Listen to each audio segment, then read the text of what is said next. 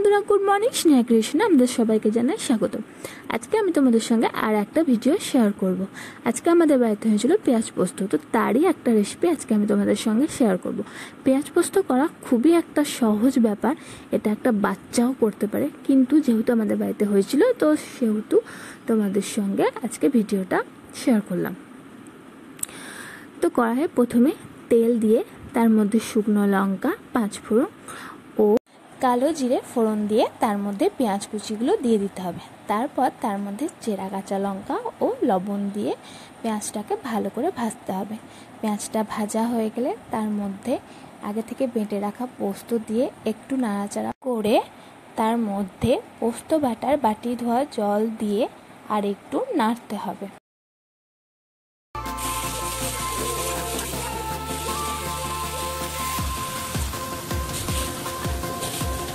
জলটা শুকিয়ে গেলে ওপর থেকে সর্ষের তেল ছড়িয়ে পরিবেশন করুন পেঁয়াজ পোস্ত।